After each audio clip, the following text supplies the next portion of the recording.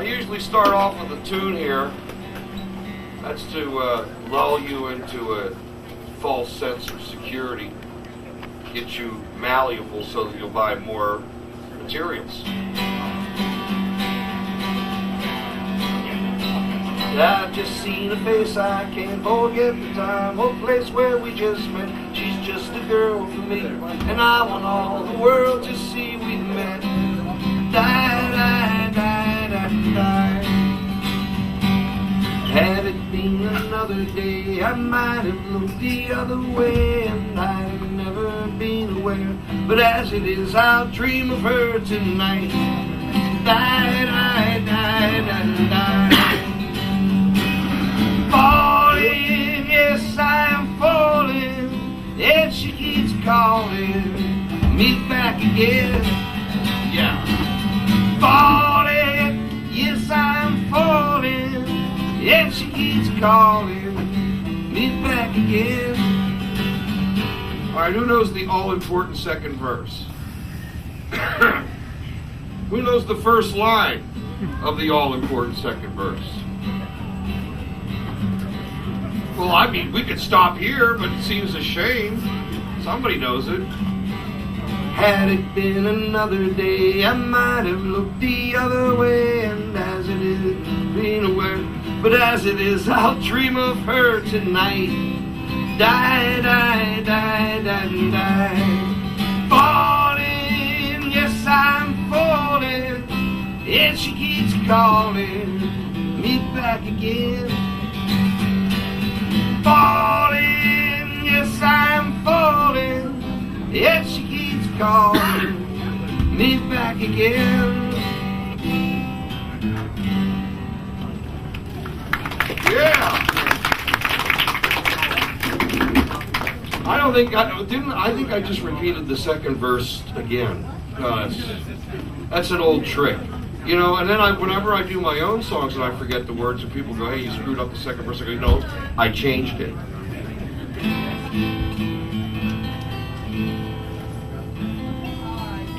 Everybody in a good mood tonight?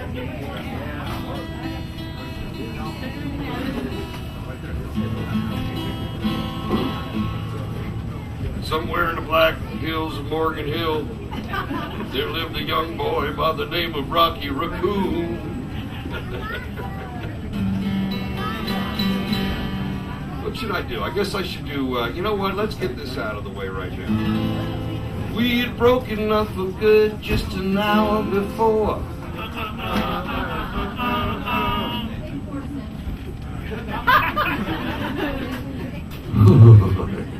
I just got goosebumps. All right, well, we got that one done. Now staring at the bodies as they're dancing across the floor.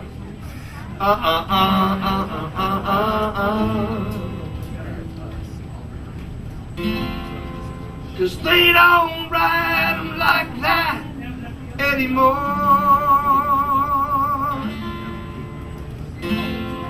They just don't ride them like that anymore. We've been living together for a million years. Now I feel so strange out in the atmosphere. Then the jukebox plays a song I used to know. I'm staring at the bodies that dancing so slow.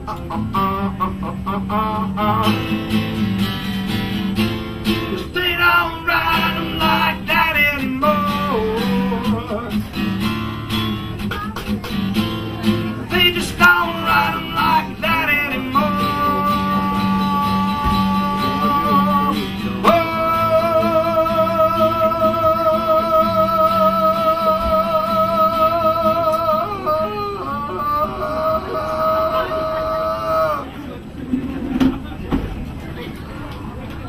Well, I was doing good there for a while.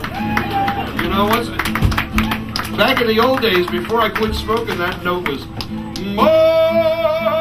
Thank you very much. And now I wind up staring at an empty glass,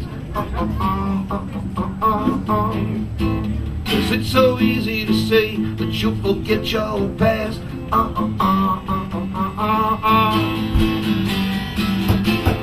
they don't ride like that anymore.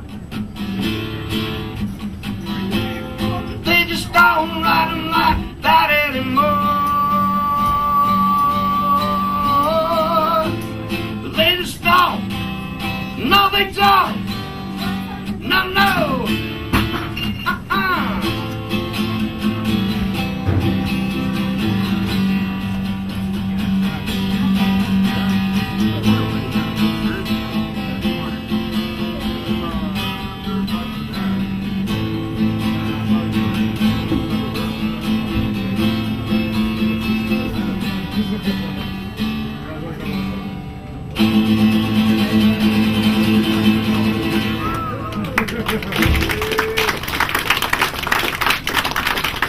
Thank you.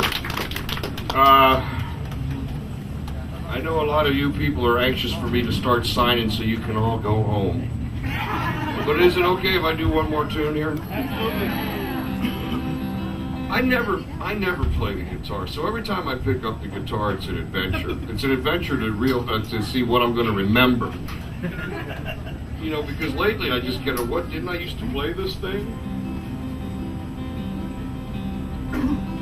And you know, I can't pick out a favorite song, although I like the breakup song. That song's been very, very good to me. I still get mailbox money after my first ex, and then after my second. Tax lien's been lifted, though. So every time I play one of my songs on the radio, I get 25 cents. 12.5 cents goes here, 6 cents goes there, and I get the other 6. And let me tell you, I'm damn happy to get it too, because there's a lot of guys don't even get the 6 cents. So I decided I was going to write a whole bunch of new songs that I didn't have to split up with anybody. That was great, except the only problem was I didn't have any hit records, and I wasn't looking like I was going to have any hit records. As a matter of fact, I had no chance. You know what I mean? Can you see me trying to walk into a record company today and getting a record deal? I kind of can't even do that for my son. So I just, I turned inward, as all great artists do. And I started writing thick, rich, chocolatey, introspective songs. And I didn't care if anybody heard them. I don't care if anybody hears this, I said cavalierly. So I wrote the first novel, Horror Show, and then in my mind I thought, well, somebody's going to buy this and make it into a movie. I might as well just start working on the soundtrack right now. And I did. I was really pumped up. To me, it was Sgt. Pepper, and I had the whole thing done before the book even came out. Well, nothing ever happened. But I still got a really couple of good tunes out of it. Sometimes life is like a horror show. Bella Lugosi am I. And as I look into this horror show, I don't understand why I'm driving through the forest, shackled to the door. Keep a candle in the window, 'cause I'm homeward bound.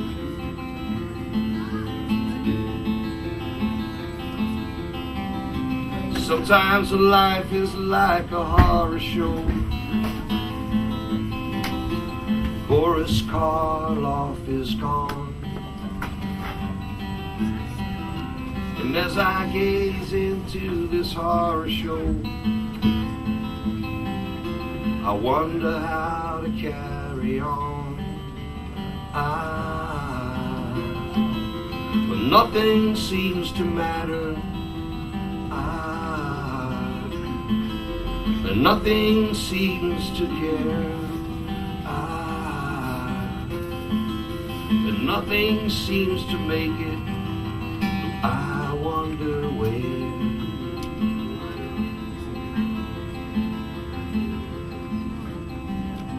And now I see the angry villagers, torches on fire tonight. And they're crying for redemption. They say the monster must die. And as the moon is rising, and midnight rolls around,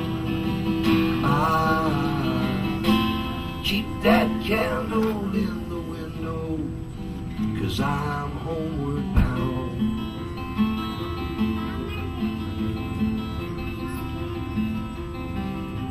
Sometimes life is like a horror show. Bella Lugosi am I. Bella Lugosi am I. Bella Lugosi am I. Bella Lugosi, Lugosi, Lugosi.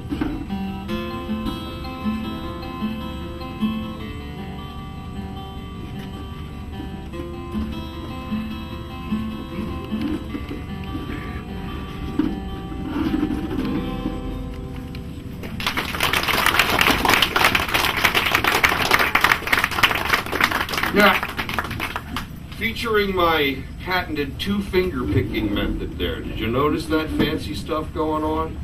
Yeah, my son says, you know, Dad, your right hand's not bad. You pick with the rest of us. It's just the left hand. It's a little slow. It's a little slow. You know, I'm like, I can't play lead guitar. I'm on the old school. I only know 3 chords. And then people say, well, what's wrong with you? I had a stroke, okay? I can only play 3 chords. Well, you know, those 3 chords will get you through a lot. All right. I was going to read a little bit from my next book. You want me to do that now? How many people say sing one more song? How many people say read now? All right, music's better. I pulled in the Nazareth. I was feeling about half past dead. I just want to find a place where a man might lay his head. Well, hey, mister, can you tell me where a man might find a bed? He just grinned and shook his head. No was all he said. Take a load off Fanny. Take a load for free. Take a load off Fanny.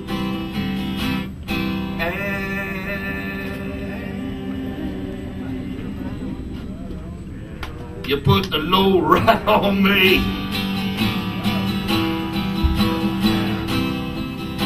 You put the load right on me. Oh yeah. A crazy Chester followed me. It'll take me down the line. I do believe I'm sinking low. I do believe it's time to get back to Miss Fanny. You know she's the only one who sent me here with her regards for everyone. Everybody now. Take a load off Fanny. Yeah. Take a load for free. Take a load off Fanny.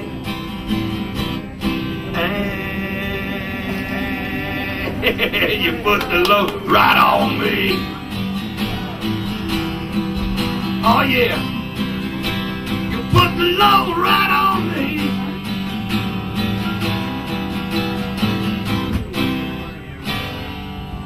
All right.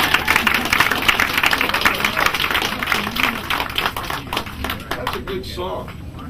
That was a good album. How many people were alive? Yeah. How many people were alive indeed? I was. Geez, the hell, I was already old. I'm working on a new novel. It's a Beatles novel. It's called Rubber Soul. I'm really having a good time. I've been working on it for the last 2 years about it. But I'm coming down the home stretch. I'm about on page 452. And I figure we're down to about the last 50, 60 pages of this puppy. And I called my agent. You know, I got it wrong. I know how to play the game now. This is like, what, novel number something. And so I'm good at playing the game. I know that you have to fertilize the garden first. So I started calling her about a year ago. This is the best thing since sliced bread. I swear to God, it's the best thing you ever. I love it. It's going to, you and me and baby, we're going to rule the world. So anyway, she said, oh, and I've been, pumping her on it. So finally, a week ago, she goes, well, you've been bragging about this thing. Where is it? You've had enough time. Where is it? So I sent her what I had, and she called me yesterday, and she said, I really like what you got, but you got to finish it. So I'm going to be working on this thing nonstop for the next, about a month. I figured it ought to be finished in about a month, and if it's finished in a month and we get a book deal more or less quickly, then I figure it'll be out in the fall. That's usually the way these things work. So maybe we'll be having some book signings around October, November, or around December, so everybody can buy 7, 8 copies each, Anyway, I thought I'd give you a little tiny bit of a peek, a sneak preview. What I did was I took actual events that happened to the Beatles, and I put a fictional character and a fictional story over the actual events. That creates something that they call historic fiction, although historic, I use the word loosely. But most of the things, I'm going to read you the prologue here. This really happened. Now, I had a fictional character in the scene, and I had stuff happening that the Beatles were not aware of, stuff that could have happened. Who knows for sure? One of the and I've done a ton of research about the Beatles, and one of the things that I've learned, thank you, this is my valet. Thank you, sir. One of the things I learned was that when they had that incident in the Philippines, is everybody aware of the incident in the Philippines? Probably? No? Yes? Yeah, they stood up Imelda Marcos. You don't do that in the Philippines. And she, and of course the Marcos regime was corrupt, and they had a lot of thugs, working for them. And she put out the word. So the Beatles were harassed and almost killed. And Brian Epstein, their manager, was afraid that going from the terminal to the plane, see, in those days you walked across the tarmac.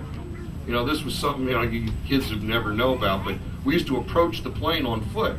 And he thought that when they walked from the plane from the tarmac to the plane, they were going to be assassinated.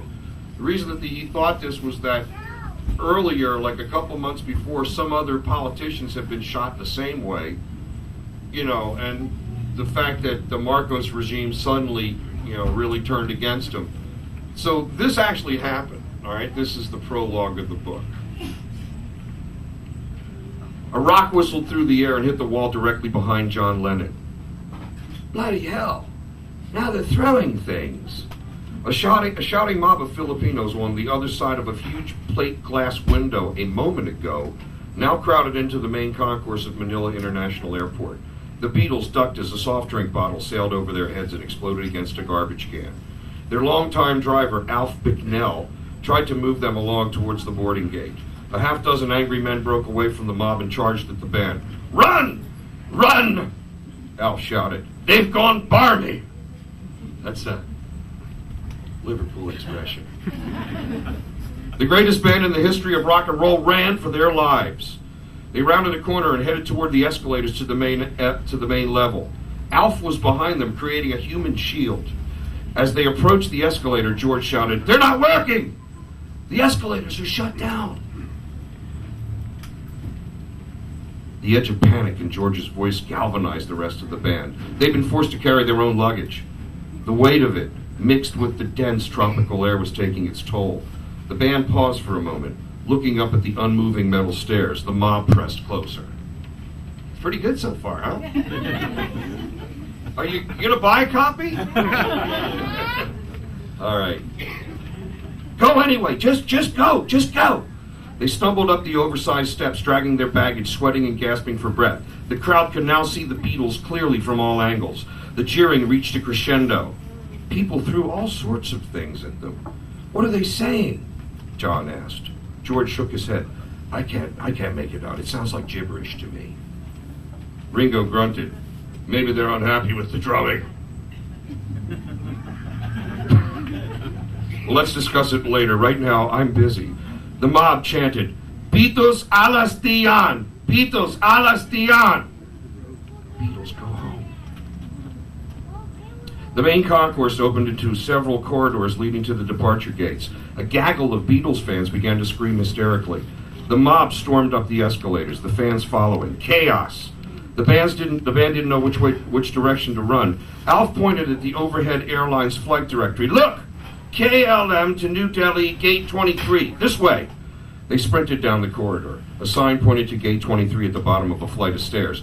By the time the band had traveled halfway down the stairs, the mob was upon them.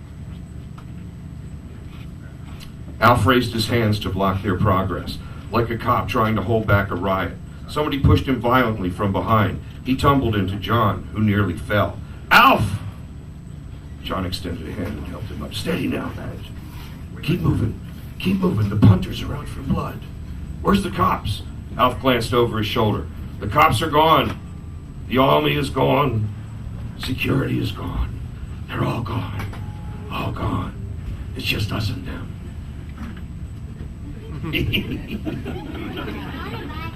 Yes. The look of confusion on John's face may have been comical in another setting, but here, isolated and under pressure, so far from home, it chilled them all. It was as if every member of the Beatles suddenly realized at the exact same moment that they could actually die here. John whispered, "This is madness." The rest of the band, faces ashen, exchanged looks. At that moment, they were all thinking the same thing. That's it, then. That's it. It's over. Screw the money. It's not worth it. Alf took charge. Right. Look, boys, Brian's got the tickets, and hopefully he and Neil have got things sorted out at the gate. Our job is to get down there before we get killed. So just let's keep moving. Keep moving, lads. Keep moving. Angry Marcos loyalists and hysterical Beatles fans spilled into the stairwell, straining to grab at the Beatles. Someone took a swing at Alf, and the fist connected with the side of his ruddy British face. Alf staggered back. Another person kicked him in the knee, and he stumbled. John shouted for the crowd to get back, but now there was fear in his eyes. And they could see it. They could smell it. The mighty Beatles were afraid. Afraid and alone. And it was here, for the first time since the earliest days, that they were completely and utterly exposed. Without their usual buffer zone of protectors, they were vulnerable, naked, and the mob sensed it. They ran down the remaining steps into the boarding area. John saw a group of nuns standing together. But get behind the nuns! Get behind the nuns! They won't hurt nuns! Paul said, "That's it then. It's over." Pretty good, huh?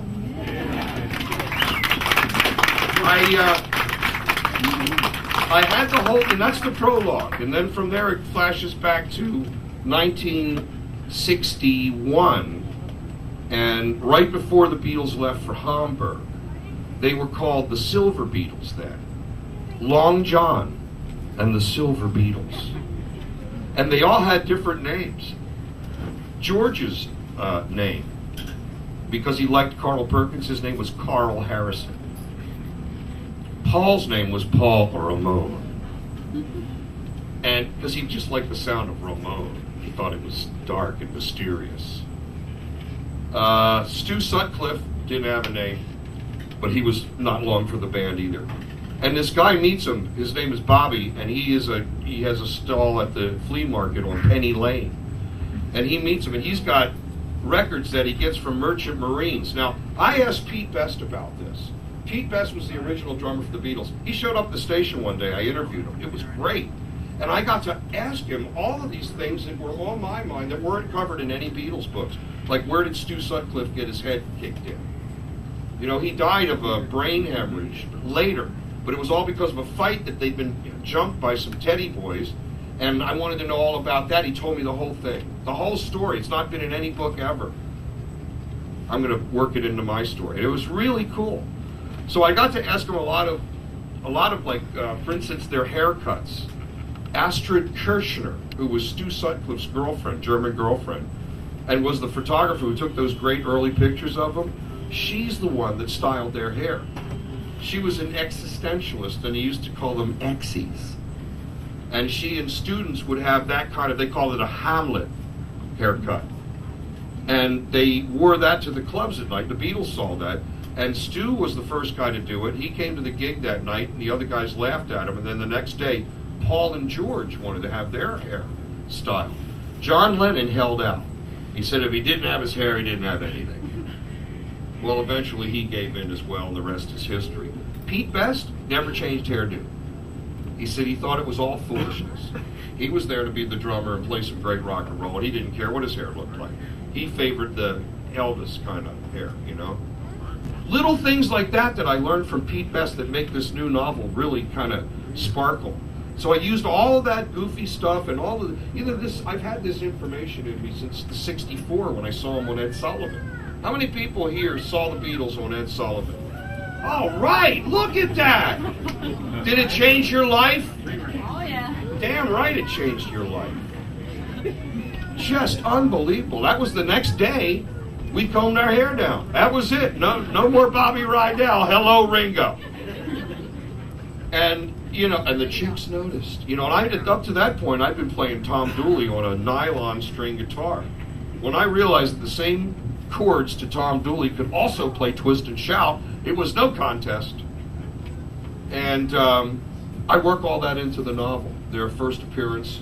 So they become friends with Dustbin Bob. They call him Dustbin Bob. The dustbin in England is the garbage can. He's Dustbin Bob, he is. He's Dustbin Bob. And he's just another ragtag guy. None of them have any money, but they make friends with him because he's got the records.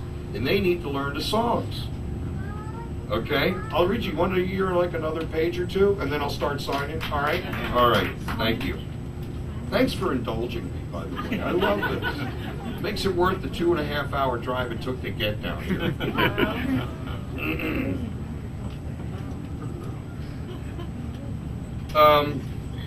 The Beatles go over to Dustbin Bob's house. Dustbin Bob lives above the second-hand store that his father runs, and he has two evil brothers. Older evil brothers, kind of like skinhead guys. And when they find the Beatles rehearsing in their room, listening to these records, they beat them up. They beat up the Beatles, and they beat up Dustbin Bob, little Bobby. And they take Bobby to the hospital because he's got some broken ribs. And what happens is John takes Bobby home because Bobby really doesn't, he's kind of like semi-orphaned almost. He takes him home to Aunt Mimi's house. So this is the scene where Dustbin Bob the Beatles go down to the hospital, he goes in, he gets all taped up, and he comes out, and this is the conversation they have. See, he just got done explaining to these guys, you know, now that my brothers know who you are, and you're the Beatles, and you're always gigging, they're going to find you eventually, and they're going to beat you up again. And it's going to keep going on and on until something is done about his brother's name is Clive. His last name is Dingle. Clive Dingle. Bobby Dingle is Dustbin Bob. Bobby shrugged. Well, but they don't know who you are. John lit a ciggy, squinted at Bobby through the smoke. They'll beat it out of you then. Bobby looked away. By the way, I tried to work as much Liverpoolese into this. It was really hard just being a white guy from Baltimore, but I struggle with it still. John blew smoke through his nostrils. Poor old Dustbin Bob, forced into a life of slavery at such a tender young age. Bobby sighed. Well, I suppose you lads would stay out of sight as well. I mean, at least for the time being. The musicians exchanged glances. Well, it just so happens that we're leaving for Hamburg in a few days, and we've got an extended engagement there. 4 months of rock and roll madness in the Reeperbahn. By the time we get back, everything will be blown over. Bobby nodded. Lucky timing. I've heard the Reeperbahn is a wild place. Trouble lurks around every corner. Not trouble, adventure, said John. But I'm worried about you, Bob. You've got to go someplace for a while and rest. And mend up. Have you got anyone? Bobby thought for a moment. Well, no, not really. I guess I could stay at maybe at Strawberry Fields. That's a proper orphanage. They don't take in strays. I should know. If it wasn't for Aunt Mimi, I would have wound up there. Well, I heard you say you could stay there for a few months if you were in need. John snorted. You're too old anyway. It's just for kids. Listen, I know it's a long shot, but why don't you ask my Aunt Mamie if you could stay at Mendip's for a few days? Bobby looked at John as if he were the sun. You like that? He looked at him as if he were the sun.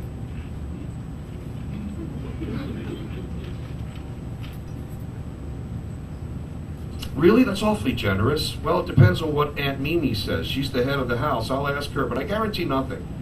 Oh, I understand. Thank you. Thank you very much. She's a compassionate woman. She might say yes. It's worth a try. After all, I was an orphan too. Besides, I'm off to Germany in a few weeks. I should get the sympathy vote. When you play in Hamburg, will you be using any of the songs that you learned today? Oh, of course. But enough of that. We've got bigger fish to fry, Dusty. John wiggled his eyebrows up and down. He tore the cardboard back from his notebook and handed it to Bobby. On it was a card-sized drawing of a garbage can with a cartoonish little man peeking out. Leaning against the can was an electric guitar with the words Dustbin Bob upon it. Bobby smiled, and he began to read aloud. I, John Lennon, being of stout pine and knotty, do hereby grant a lifetime pass to one Robert Dingle, also known as Dustbin Bob, to all performances of the group known as the Beatles, wherever and whenever they may be. Now you can imagine him having this pass as the years went by, because if there was ever a time, like there would be in the Philippines when he has to get backstage in a hurry and he hands the guy to show him that, he goes, oh my God, it's Dustbin Bob. He's back again to save the day.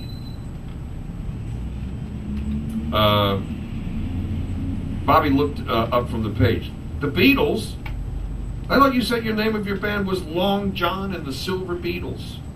John grinned. Well, I changed it. It's just the Beatles now. Get used to it. Someday everybody will know our name. The absurdity of that statement made Bobby laugh, but when he looked around at the others, he noticed he was the only one. Paul and Carl. Paul and Carl. Doesn't that just roll off the tongue? Stared back at him with zen-like coolness, their petulant faces reflecting an impossible combination of emotions. They were at once arrogant and also humble, dangerous and friendly, hard and soft.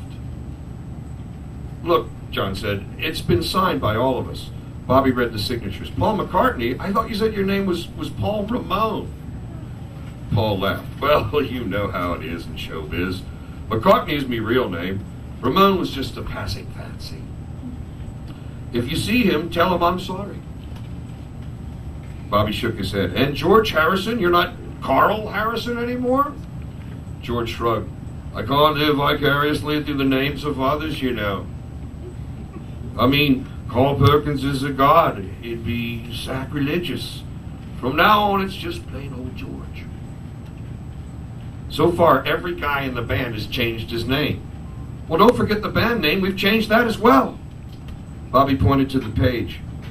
And is this a misprint? You've spelled Beatles with an A. No, that's the way it's supposed to be. It's the Beatles, as in beat, as in Beatles, as in rock and roll. Get it? Bobby winced. That's the dumbest name I ever heard. You'll never make it with a name like that. All right, so that's the end of chapter 1 with Dustbin Bob and the Beatles. Okay, look. I've just been yakking for a half an hour. I now promise to sign everything that everybody puts in front of me within reason. I won't sign any organs or appendages of any kind.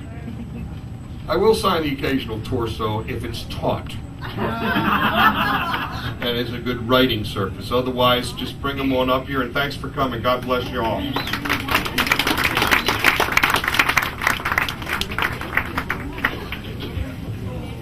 So where's the line going to be? This way? All right, really quick, the line will form behind this gentleman here in the blue hat.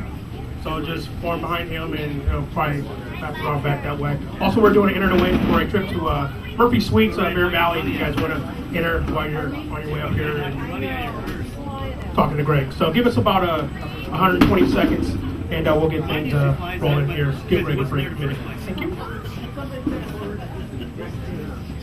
Live here in Morgantown. I work in Mountain View, so I got about an hour and a half. Really? Does your mommy read to you? Oh, yes, she does. I know she does.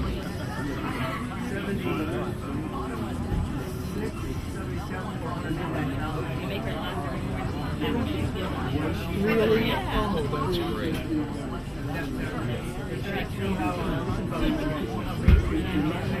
Janice?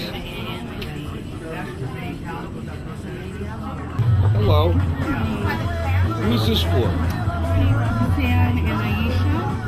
Okay, let's start with the Rudy. Is it R-O-D-Y or R-O-D-I? R-U-D-Y. What did I say, R-O? No, R-U. Roddy.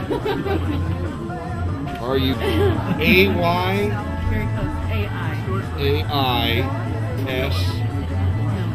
A-I-I-E. A-I-E. I-E-S-H-A. That is a heck of a name. Yeah, she might be called Pocahontas or something like that. I love that song that you did last week. That's I know a great you name, hated it. Aisha. Sounds like something out of Shakespeare. Actually, it's Yaqui Indian, because his dad, when he did it. Thank you. Hey, thanks. Take it easy. Hey, Greg. Step on up, man. How you doing? Roger. Roger. Yeah. Thanks for Finally coming. meet you. We're friends with Brad Cobb and Laura, and I kept trying to get Brad to hook me up to meet you, and he kept flaking on me. Brad's one of my favorite guys. He's a great guy, huh? So is it R-O-G or R-O? Right. They need coach. For Lark Avenue,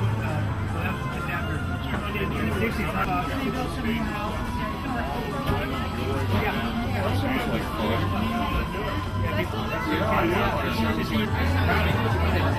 Art, is this for you? For me, right? I fully endorse this book.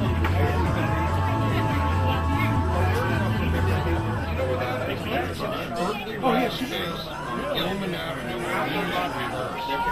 we reversed. We had one ride, so that was our headquarters.